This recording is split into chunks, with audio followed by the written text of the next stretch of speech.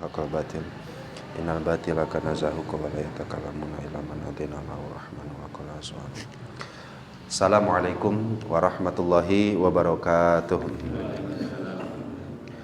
Bismillah, alhamdulillah, wassalatu wassalamu ala rasulillah Sayyidina wa habibina wa qurrati a'yunina wa maulana Muhammadin sallallahu alaihi wasallam ibni Abdillah wa ala alihi wa ashabihi wa mawalah wa la hawla wa la quwata illa billah amma ba'd. Qala Allah ta'ala fi kitabihil karim wa huwa asdaqul qailin bismillahirrahmanirrahim wa idza sa'alaka ibadi anni fa inni qarib ujibu da'watad da'i idza da'an falyastajibu li wal yu'minu bi la'allahum yarshudun. Al-ayah. Shadaqallahul azim wa shadaqa rasuluhul karim wa nahnu ala zalika minasyahidin wa syakirin walhamdulillahi rabbil alamin. Wa qala fi du'a rabbi shrah li sadri wa yassir li amri wahlul 'uqdatam min lisani yafqahu qawli. Allahumma sakhkhir lana lisana sidqin waj'alhu mahallal fahmi lil khitabi wan nutqa bis shawabi wal amala bis sunnati wal kitabi. Allahumma iftah lana abwabal ilmi wa zidna ilma wa fahma wa alhiqna bis sholihin. Allahumma iftah alaina futuhal arifina bi hikmatika wa ansur alaina rahmataka wa zakirna ma nasina ya dzal jalali wal ikram walhamdulillahi rabbil alamin. Ala hadhihi niyatil hasanah wa bi kulli niyatin sholihah. Al-Fatihah. A'udzu billahi minasyaitonir rajim. Bismillahirrahmanirrahim. Alhamdulillahi rabbil alamin arrahmanir rahim maliki yaumiddin. Iyyaka na'budu wa iyyaka nasta'in. Ihdinas siratal mustaqim. Siratal ladzina an'amta 'alaihim ghairil maghdubi 'alaihim waladdallin. Alhamdulillah para jamaah rahimakumullah, pada kesempatan malam hari ini alhamdulillah ini pertemuan pertama kita di bulan Syawal, yang mudah-mudahan niat kita kembali untuk mengistiqomahkan silaturahmi, bertalabul ilmi selalu dalam lindungan, bantuan, pertolongan dari Allah Subhanahu wa taala. Mudah-mudahan kita selalu diberikan oleh Allah rahmatnya, ampunannya, keberkahannya. Allah anugerahkan kepada kita semuanya ilmu yang bermanfaat, amal yang diterima, dan istiqomah dalam ibadah yang kita lakukan. Amin ya Allah ya rabbal alamin. Pada kesempatan malam hari ini insyaallah kita memulai membaca kitab hikam, yang mana hikmah yang kita akan bacakan sudah sampai pada hikmah yang ke-188, yaitu hikmah yang berbunyi Bismillahirrahmanirrahim. Qala mu'allifu hadzal kitab rahimahullahu taala wa nafa'ana bihi wa bi ulumihi wa a'da alaina min barakatihi fid dharaini amin ya Allah ya rabbal alamin. Rubbama istahya al-arifu ay yarfa'a hajatahu ila maulah liktifaihi bimasyiatihi fa kaifala yastahi ayyarfa'aha ila khaliqatihi. Hikmah yang berbunyi rubbama istahya, terkadang merasa malu, al-arifu, orang yang sudah mengenal Allah, mereka merasa malu ayyarfa'a hajatahu ila maulah, mengajukan kebutuhan-kebutuhannya, mengajukan hajat-hajatnya ila maulahu, kepada Tuhan mereka. Jadi orang-orang arif itu terkadang ada di kondisi yang mereka tuh malu untuk meminta kepada Allah.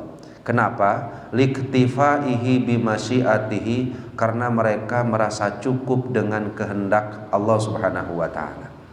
Fa kaifa la yastahi ayarfa'aha ila khaliqatihi. Andaikan meminta hajat kepada Allah saja mereka malu, maka bagaimana mungkin mereka tidak merasa malu ketika hajat mereka dipintakan dan diajukan kepada makhluknya. Jadi inilah salah satu sifat orang yang arifin, tapi bukan sifat menetap ya Pak. Jadi yang pertama, kata Syekh Ramadan Al-Buti yang insyaallah kita akan bacakan kitabnya, itu perlu diingatkan lagi bahwa yang insyaallah akan saya bacakan syarah dari kitab hikam ini adalah kitab hikam atau syarah wa tahlil dari Syekh Muhammad Said Ramadan Al-Buti. Jadi kalau Bapak nanti punya rezeki bisa beli referensi yang sama dengan saya. Perasaan saya sudah ada kayaknya terjemahannya untuk hikmah yang juz 1 sama juz 2. Kalau ini saya baca yang juz 3 ya Pak ya. Nah jadi kalau juz 3 kalau nggak salah udah nggak tahu nggak ya Pak ya. Karena untuk mensamakan referensinya. Nah, ini kita bacakan dari kitabnya Syekh Ramadan Al-Buti. Itu saking banyaknya syarah sebenarnya banyak.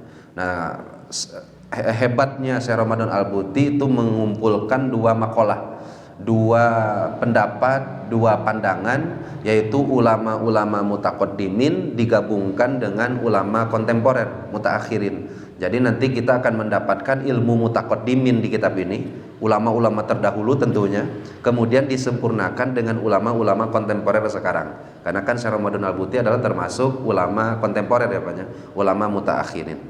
Nah, kata beliau, kata-kata rubama yang ada di dalam hikmah yang tertulis termaktub dalam kitab hikam ini itu menunjukkan bahwa keadaan arifin ini laisa mabda'an muqarraron wa hukman sabitan ya'khuduna anfusahum bihi, bukanlah suatu sifat yang tetap atau hukum yang selalu berlaku yang mereka pakai untuk diri mereka sendiri, bukan Pak.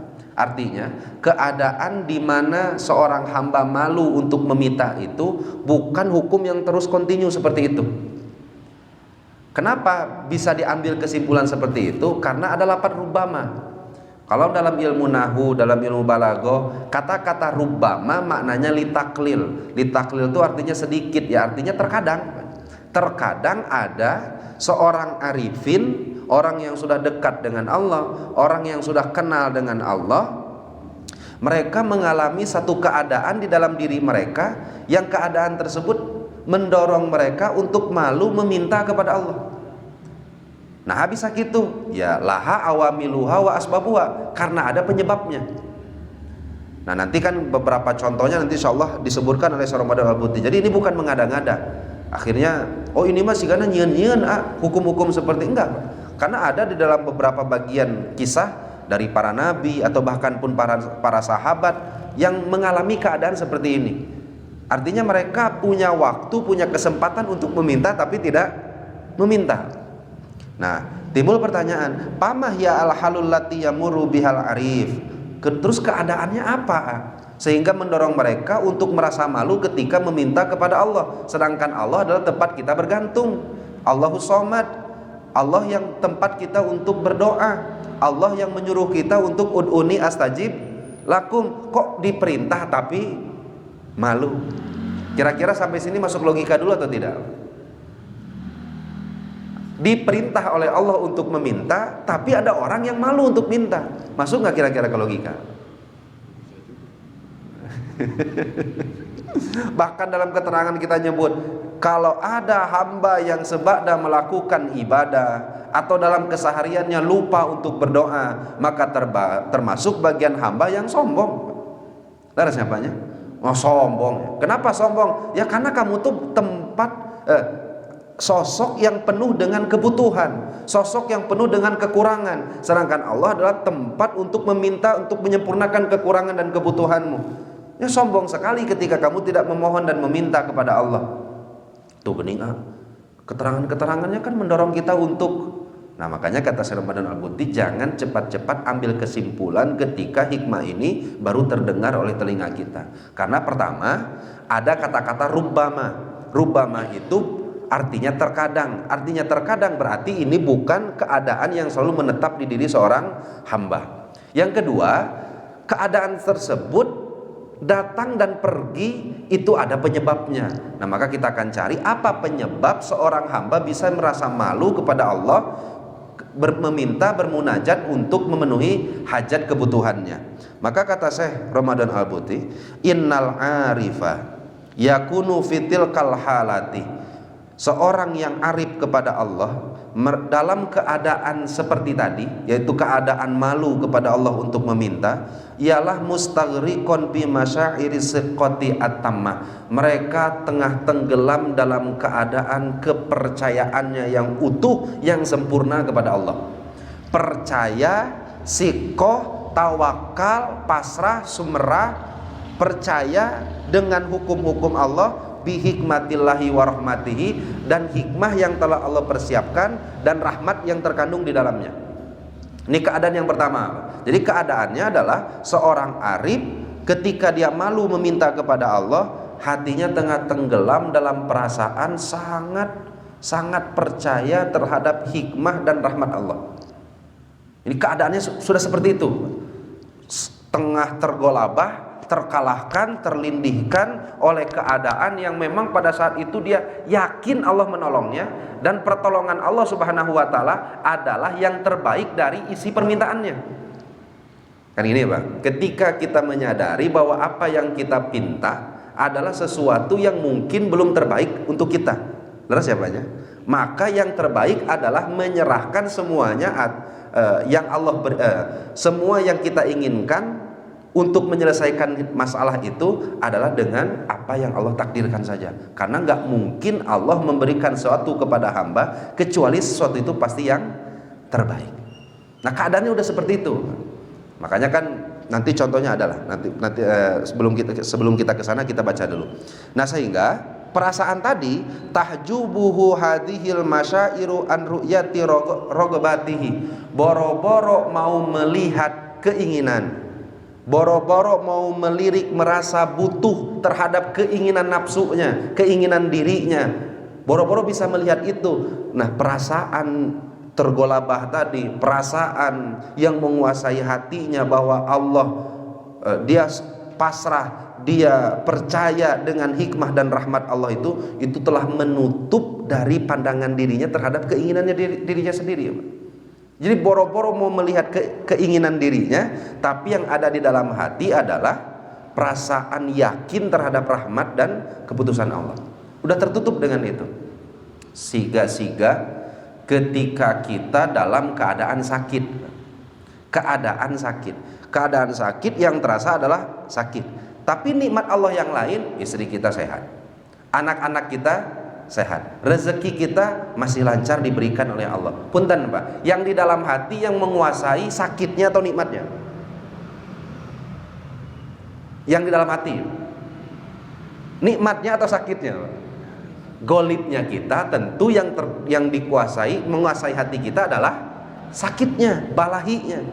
Tapi ada kondisi di mana seseorang ketika sakit, bukan sakitnya yang menguasai hatinya, tetapi aduh alhamdulillah Allah beri sakit. Biasanya saya malam harus bangun, harus sholat tahajud, tapi karena sakit sehingga terhalang sholat tahajud. Yang biasanya saya harus baca Quran, saya harus zikir, saya harus wirid, saya harus anu. Yang tentu itu adalah ibadah yang istiqomah yang kita lakukan, tapi karena sakit akhirnya terhalang untuk bisa dilaksanakan dan disempurnakan. Tapi di dalam hatinya meyakini bahwa semua yang terhalang karena udzur penyakit ini dan tetap pahala nama tertulis sempurna. Akhirnya itu yang ada di dalam hati Pak. Sakitnya kerasa nggak? Kenapa? Karena terkuasai hatinya dengan perasaan itu. Nah, ini sama Pak, dalam keadaan seorang arif yang hatinya tengah terkuasai oleh percaya, yakin, sumerah karena rahmat dan hikmahnya Allah, sehingga boro-boro mau minta, dan hatinya lagi dikuasai seperti itu. Nah, sehingga inilah yang mendasari, yang menjadi penyebab kenapa seseorang nggak mau melihat hajatnya, bukan nggak mau meminta, tetapi ya hajatnya udah nggak kelihatan. Kenapa nggak kelihatan? Karena terkuasai dengan hikmah dan rahmat Allah Subhanahu wa ta'ala. Nah, inilah yang dimaksud oleh Syekh Ibnu Athaillah Sakandari. Terkadang orang arif berada di keadaan seperti itu. Pernah nggak Pak seumur hidup seperti itu? Atau asate butuh wae orang? Asate yang minta wae saya, padahal geus aya nikmat ya, asate kurang keneh nikmat sehingga minta deui. Nah, kemudian innahu bimiqdari ma yakunu mustaghriqan fil yaqini bi rahmatillahi wa hikmatihi. Seukuran dia tenggelam dalam keyakinan atas rahmat dan hikmahna Allah, seraya yatahimu nafsahu fil muqabil bi adami marifati yasluhuha.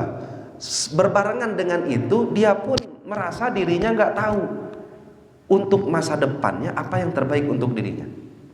Hatinya tengah yakin dengan rahmat, kebaikan Allah, kemudian dirinya pun yakin bahwa dirinya sendiri gak tahu yang terbaik untuknya di masa depan. Nah, dalam keadaan seperti itu, gimana tak keadaan seorang arifin? maka mereka tidak lagi meminta kepada Allah, tetapi keadaan mereka hanya sudah berjalan saja sesuai dengan keinginan Allah Subhanahu wa taala. Nah, inilah keadaan yang mendorong seseorang kenapa dia malu merasa tidak mau meminta kepada Allah Subhanahu wa taala. Atau malu. Kapan malunya, Pak? Wahata, dan bahkan in alhat alaihi nafsuhu wa as'arathu biragbatiha, ketika dirinya punya keinginan untuk meminta, padahal hatinya lagi dikuasai dengan keyakinan rahmat dan hikmahnya Allah nih. Tapi hati kecil nama tetap pingin meminta. Fa innahu yastahi ayatajahala siqqatahul kubra bi hikmatillahi wa rahmati. Tapi hatinya nggak bisa berbohong bahwa rahmatnya Allah, kebaikannya Allah lebih dapat dipercayai dari isi permintaannya sendiri. Laras Pak, ketika dia sudah dalam keadaan seperti itu, akhirnya ketika dia mau meminta, aduh, saya meminta rasa teh izin, seakan-akan apa yang Allah akan tetapkan itu teh tidak lebih baik daripada isi permintaannya kalau dia meminta pada saat keadaan itu. Akhirnya saya tidak meminta kepada Allah karena malu, seakan-akan saya menganggap Allah tidak tahu yang terbaik untuk diri saya. Nah, inilah keadaan pertama yang berada yang akan melewati seseorang yang bergelar arifin. Ya, kalau kita yang mungkin belum sampai ke sini, tapi mudah-mudahan suatu saat Allah pilih kita, Allah angkat derajat kita, suatu saat ya kita bisa merasakan perasaan yang dirasakan oleh orang-orang yang dekat dengan Allah Subhanahu wa taala. Pernah saya sampaikan dulu ketika Nabi Ibrahim lagi diikat tangannya, diikat kakinya, kemudian sudah diletakkan pil manjanik. Manjanik itu tempat untuk melempar batu di zaman dulu, Pak. Jadi kalau tempat lempar batu itu kan besar, kemudian sudah disimpan di tempat itu, tinggal dibalangkan, di depan sudah siap api menyala besar. Akhirnya datang malaikat Jibril. Kata malaikat Jibril, ya Khalilar Rahman, Nabi Ibrahim kekasih Allah, alaka hajatun, punya hajat ente? Kata Nabi Ibrahim, amalaka pala, nyari kamane mah ente. Adapun kepada engkau ya tidak. Itu masih kene bisa mikir kayak gitu. Nabi Ibrahim kedatangan malaikat Jibril, kata malaikat Jibril, punya hajat atau tidak? Padahal sudah dalam keadaan terikat, tinggal diputuskan tali, terlempar ke dalam api. Maka kata Nabi Ibrahim, nya ke kamu mah enggak ada. Ari ka Allah mah aya. Nya tur sok atuh saya dipiwarang ku Allah untuk mengiyakan apa yang kamu munajatkan hari ini. Maka kata Nabi Ibrahim, hasbunallah wa ni'mal wakil, ni'mal maula wa ni'man nasir. Doa atau pujian? Hasbunallah wa ni'mal wakil, Allah adalah zat yang mencukupi kami. Wa ni'mal wakil, Allah adalah tempat terbaik untuk berserah diri. Hasbunallah wa ni'mal wakil, ni'mal maula, Allah adalah zat yang terbaik mengurus kita. Wa ni'man nasir, Allah adalah zat yang terbaik untuk memberikan pertolongan. Ada nggak isi pinta di dalamnya? Nggak ada.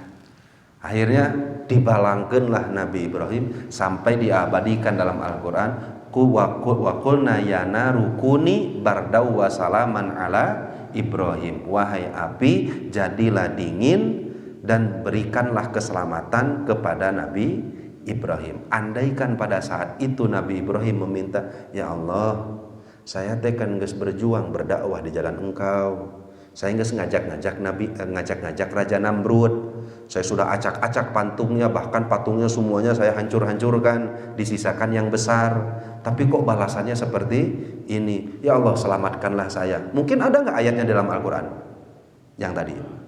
Nggak ada. Nah, kalau posisinya kita di posisi Nabi Ibrahim, kita mau ngapain? Datang malaikat Jibril, gaduh hajat teu sia mah didagoan ti tadi teu datang-datang. Korek datang ayeuna kalah telat. Sigana dicarekan malaikat Jibril ge ku urang. Ti tadi dago-dago karak datang ayeuna. Nah, sehingga inilah keadaan.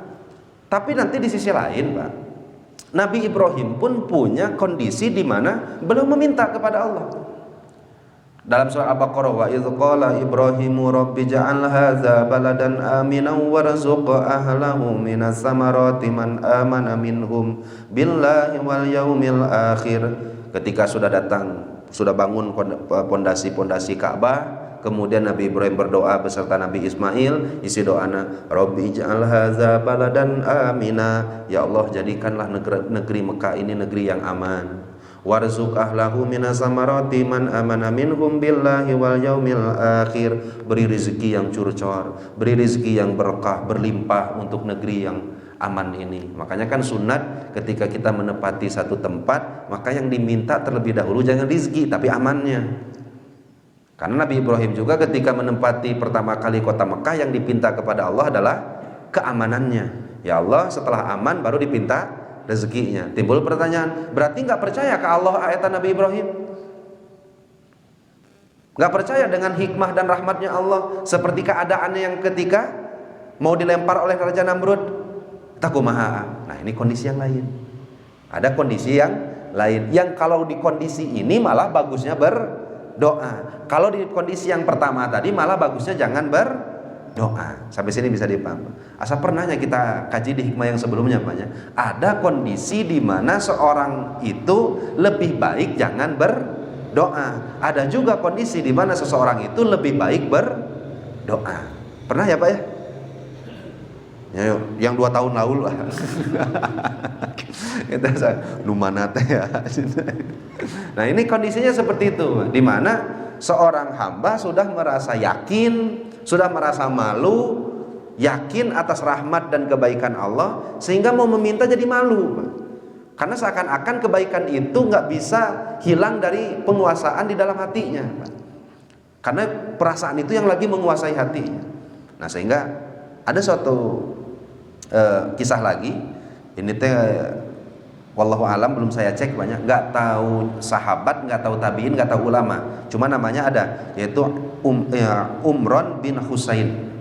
Ini belum nanti ada bisa dicek dalam kitab Hilyatul Aulia dan lain-lain. Nah, itu ada seorang ulama bernama Umron bin Husain radhiyallahu an.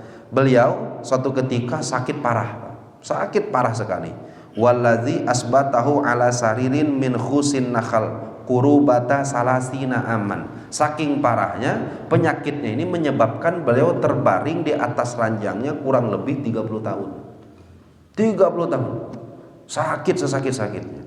Akhirnya palam yatawajjah khilala zalika kullihi ilallah fi maqalu bisu'alil afiyah. Tapi selama 30 tahun itu orang-orang yang berada di dekatnya, baik santrinya, baik saudaranya maupun orang rumahnya, gak pernah mendengar satu kali pun kalimat keluar dari lisannya yang isinya minta disehatkan. Seumur hidup selama 30 tahun itu gak pernah bisu'alil afiyah, minta ke Allah sehat. Akhirnya di waktu waqad zarahu akhuhu al-ala, ada saudaranya namanya al-ala. Beliau berziarah marotan suatu waktu. Akhirnya paroko alaihi lima ro'a min su'i halihi wa baqiya. Saking buruknya keadaan, saking parahnya penyakit, akhirnya leles hati, tersentuh hati saudaranya, nangis. Ketika nangis ditanya oleh yang terbaring, yaitu Imam Umran bin Husain. Kata Imam Umran bin Husain, faqala lahu ma yabkika, kenapa nangis? Dijawablah oleh saudaranya al-ala tadi, hazil halul lati anta fiha, atuh teu kumaha, lihat keadaan kamu yang begitu parahnya. Jawab beliau ketika mendengar kata-kata tersebut dari saudaranya, la tabki, jangan menangis, fa inna ahabbahu ilallahi ta'ala ahabbahu ilayya, karena apa yang paling Allah cintai itu yang aku cintai. Apa yang Allah inginkan itu juga termasuk bagian dari keinginanku. Nah, ini termasuk bagian rubbama istahya al-arifu aryarfa'a hajatahu ila maulah liktifaihi bimasyiatih. Seorang arif terkadang ada di kondisi malu meminta karena sudah sangat merasa cukup dengan hikmah, rahmat, serta kehendak dari Allah Subhanahu wa taala. Sampai sini bisa dipaham banyak.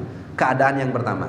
Adapun keadaan yang kedua adalah keadaan di mana seorang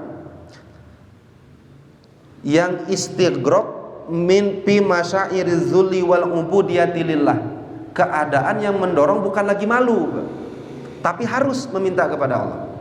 Yaitu di mana hatinya sudah dikuasai oleh perasaan hina, perasaan kehambaan, perasaan kefakiran, perasaan serba kekurangan. Sedangkan Allah adalah tempat ia bergantung untuk menyempurnakan kekurangannya.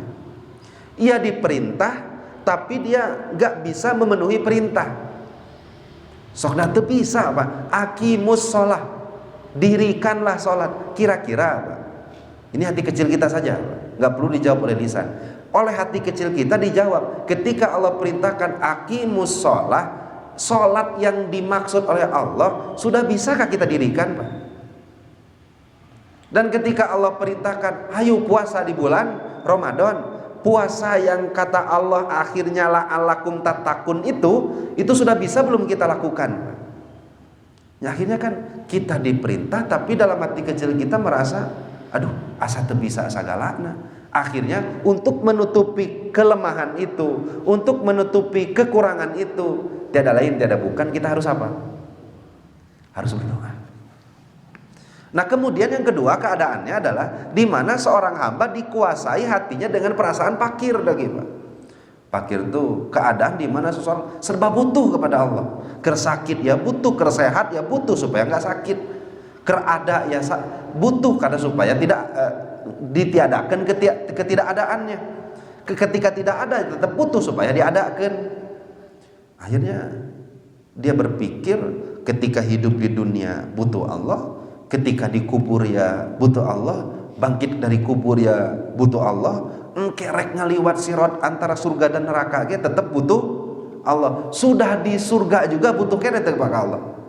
Butuh, dan gak ada lagi cara terbaik untuk memperlihatkan rasa fakir dan kebutuhan kecuali dengan mengangkat kedua tangan. Nah, sehingga ini keadaan di mana seorang arif sudah merasa saya mah harus ngedoa. Nah, maka kondisi Nabi Ibrahim, Rabbi ja'al hadza baladan amina warzuq ahlahu minas samarati man amana minhum billahi wal yaumil akhir. Keadaan di mana hatinya sudah merasa fakir. Keadaan di mana dirinya sudah dikuasai dengan kehinaan, kekurangan, keterbatasan dan lain-lainnya. Nah, inilah yang dimaksud oleh Syekh Ibnu Athaillah As-Sakandari. Tapi ini bukan jadi patokan ya Pak ya. Karena ini kan lalu lalang. Artinya kadang-kadang iya keadaan hati kita, kadang-kadang yang lain. Kadang-kadang ini, kadang-kadang yang lain. Cuma ini hanya menegaskan saja, menegaskan hikmah yang sebelumnya. Apa hikmah yang sebelumnya? Yaitu hikmah yang berbunyi bahwa ketika kita mau mengambil sesuatu dari makhluk, jangan diambil pemberian tersebut kecuali sudah yakin betul bahwa pemberian itu datangnya dari Allah. Artinya mau ngambil saja harus ada adab-adaban yang perlu dipenuhi, apalagi sampai meminta-minta. Nah, itu jadi penegasannya di sana. Apa hubungan dan korelasinya dengan hikmah yang sebelumnya? Mau ngambil saja ada adab-adabannya, apalagi sampai meminta. Jangankan meminta, orang arif mah boro-boro ka makhluk minta, kadang-kadang ke Allah juga malu. Nah, jadi nyambung sebenarnya hikmah ini dengan hikmah-hikmah yang sebelumnya. Nah, gitu Bang Intan Pak untuk hikmah yang kita bahas ini. Dan kemudian ada satu ijazah mungkin yang disampaikan oleh Syekh Ramadan Al-Buti, dan ini perlu kita baca di sebada kita melakukan sholat atau bahkan ketika kita bermunajat, yaitu sebuah doa yang kata beliau wa qad kana min doa Syaihi Abil Abbas Al-Mursi, salah satu doa yang selalu dimulazamah, diistiqomahkan oleh Imam Abul Abbas Al-Mursi, gurunya Syekh Ramadan Syekh Athaillah, Syekh Ibnu Athaillah As-Sakandari. Itu selalu mendawamkan doa Allahumma aghnina 'anin nas wala tughnina bihim. Nah, ini doanya baca saja. Allahumma aghnina, ya Allah, sugihkan, hilangkan perasaan saya butuh anin nas, dari manusia. Wala tughnina bihim, dan jangan engkau sugihkan kami bihim, dengan manusia. Jangan engkau timpakan rasa butuh yang menutupi kebutuhan kami adalah manusia. Nah, ini doa yang selalu dibaca oleh Syekh Abul Abbas Al-Mursi. Hampir mirip-mirip seperti doa yang sering dibaca ba'da Jumat, yang diijazahkan langsung dari Kanjeng Rasul, yaitu ya Goniyu ya Hamid, ya Rohimu ya Wadud, aghnina bihalalika an haramika, wakfina bifadlika amman siwa. Wakfina, ya Allah, cukupkan kami, bifadlika, dengan anugerahmu saja, amman siwaka, bukan oleh sesuatu selainmu.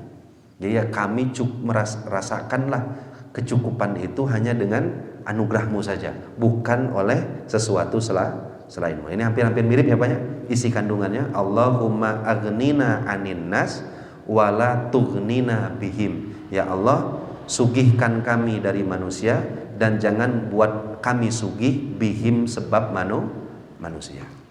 Nah, itu salah satu doa yang bahkan Syekh Ramadan Al-Buti pun menyebut wa innahu la du'aun ra'iun adzbun, doa yang indah, doa yang manis, doa yang perlu diistiqomahkan. Jadi jangan sampai ketergantungan kita bukan ke Allah, tapi malah ke makhluk-makhluk Allah yang lainnya. Nah, itu panginten Pak. Mangga apabila ada tambahan dari sepuh-sepuh, dari guru-guru yang lain, mangga, atau mungkin ada yang perlu kita diskusikan bersama-sama, mangga Pak. Mangga. Kalau mencoba simpulkan dari penjelasan tadi, malu minta kepada Allah itu jika yang diminta itu terkait dengan keinginan nafsu, barangkali gitu ya. Sedangkan yang wajib berdoa atau sebaiknya berdoa itu yang terkait dengan ibadah atau dengan hubungannya dengan Allah. Apakah kira-kira seperti itu? Bisa seperti itu, bisa universal semuanya, terkait dunianya, terkait agamanya, terkait akhiratnya, karena sudah terkuasai dengan percaya kepada Allah, tidak mungkin menakdirkan sesuatu kecuali baik. Nah, jadi kalau yang disampaikan tadi itu lebih kepada semua dan seluruh dipasrahkan kepada Allah, baik masalah dunia, baik masalah agama, bahkan ya masalah akhirat sudah dipasrahkan semuanya kepada Allah. Jadi nggak dipulah pilih mau dunia, mau akhirat, mau agama, karena keterbatasan ilmu kita juga kan universal. Artinya kita tidak tahu terbaik masa depan itu baik untuk urusan dunia, baik untuk urusan agama, atau bahkan untuk urusan akhirat. Kadang-kadang kita juga bingung Pak, untuk urusan akhirat yang sudah nyata-nyata baik sekali. Baca hadis alhamdulillah, bagus. Baca hadis dawam baca Allahu Akbar, bagus. Baca hadis padilah la ilaha illallah, bagus. Tung bingung. Jadi saya teh kudu maca alhamdulillah, wirid teh Allahu Akbar atau la ilaha illallah. Baca lagi ada hadis bahwa dzikir terbaik adalah la ilaha illallah. Baca lagi hadis bahwa tiada lain dzikir terbaik kecuali membaca Al-Qur'an. Jadi Bapak mau dzikir mana?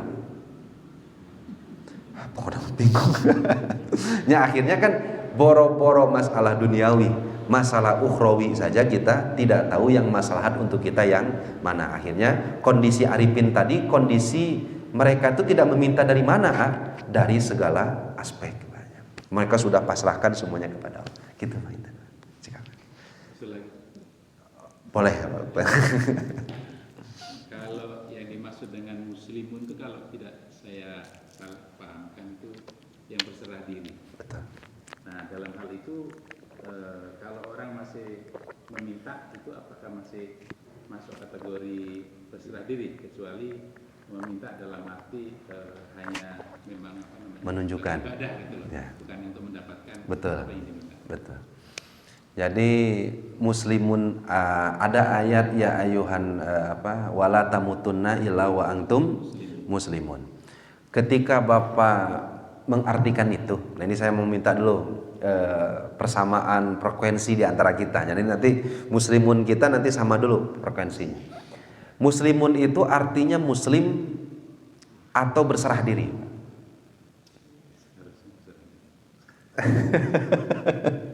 Atau diambil dari kata aslama yang artinya pasrah, sumerah, berserah diri, atau diambil dari kata salima yang artinya orang-orang di sekitarnya aman, selamat dari keburukannya, atau yang mana? Yang penting sudah syahadat saja kan? Karena kan definisi fikih seorang itu dikatakan muslim ketika dia sudah mengucapkan 2 kalimat syahadat. Oke, kita masukkan dulu ke ayat. Jangan kamu sampai mati, kata Allah, kecuali kamu sudah muslim. Mau pakai yang mana kategorinya? Duh, berat dibaca. Jangan dulu kamu meninggal, kata Allah. Jangan dulu meninggal, omat mun bisa mah hirup keneh di dunia sebelum benar-benar menjadi muslim. Mau pakai kategori terendah, artinya sampai kamu benar-benar yakin tiada Tuhan selain Allah yang dituangkan dalam ucapan 2 kalimat syahadat, atau kamu benar-benar sudah serah terima, sudah tumarima, pasrah dengan seluruh yang telah aku tetapkan dalam hidupmu, atau mau pakai definisi sampai kamu benar-benar orang yang berada di sekitarmu sudah tidak lagi mendapatkan madorot dari tangan dan perilaku. Mau pakai kategori yang mana? Yang rendah aja, yang di sini maksudnya.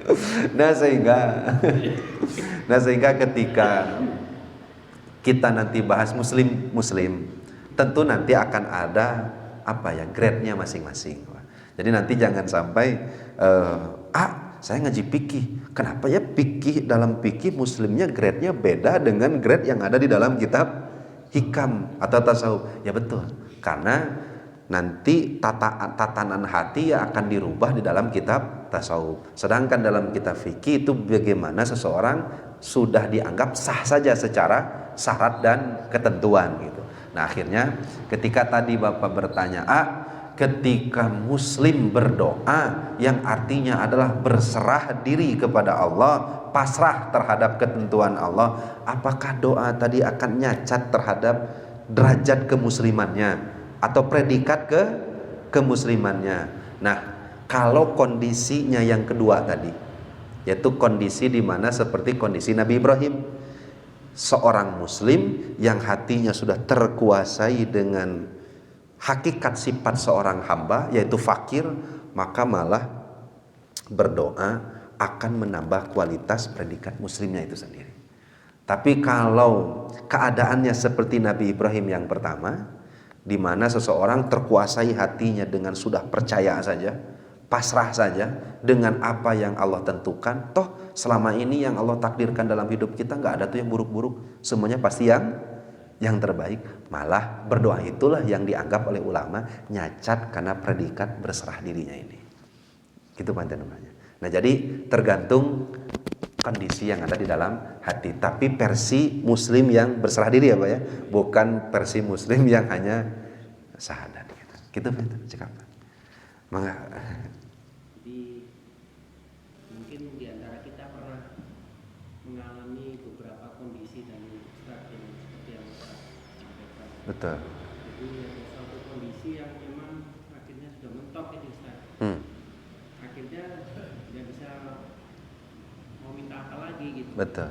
Jadi akhirnya nggak minta, tapi yang tadi itu Ustaz, kepasrahan Betul. diri kita kepada Allah. Jadi kita pasrah sepenuhnya kepada Allah. Betul. Nah, untuk kondisi yang itu Betul. itu justru terkadang itu malah muncul itu pertolongan Allah. Tapi beda dengan yang ketika kita yang akhir itu Ustaz. Jadi kadang-kadang kita butuh ini, Betul ini. banyak yang yang diminta. Tapi itu justru kapan kasih. Jadi itu, jadi ada memang mungkin kita semua ada kondisi-kondisi tadi ya. Ada dua kondisi. Betul, Jadi, betul. kita nggak minta tapi ya akhirnya udah ya Allah hamba pasrah sepenuhnya Betul. dengan kondisi saat ini gitu. Makanya ditegaskan oleh Syekh Ramadan Al-Buti di akhir sarahnya sebenarnya Pak, yaitu bahwa kondisi yang dua tadi yang disebutkan tadi itu adalah kondisi yang memang nggak mungkin ada tiganya. Kondisi manusia itu cuma di dua tadi ya. Yang benar ya Pak ya, kita nggak ngobrolkan yang nggak benar ya Pak ya. Orang yang benar pasti kondisinya cuma dua tadi di hatinya. Itu kondisi di mana dia sangat didorong untuk berdoa, atau kondisi yang di mana dia malah kalau berdoa itu suul adab. Itu cuma dua itu saja. Itu apa? Jadi kesimpulan buat kita semuanya gitu. Kita minta Pak. Cekap Pak tayadi anu sanesna. Cekapnya. Mudah-mudahan sing ada manfaatnya. Insyaallah di pertemuan yang selanjutnya, nah ini kita akan dididik cara gimana buat melatih hawa nafsu. Nah ini sudah repot ya Pak. Ini yang repot. Nanti yang akan datang kumaha caranya ngedidik hawa nafsu. Karena memang lawan hawa nafsu ini kan adalah termasuk bagian dari jihad akbar yang terus-menerus kita akan lakukan gitu. Panginten sakitu wabillahi taufiq wal hidayah wal afu minkum. Wassalamualaikum warahmatullahi wabarakatuh.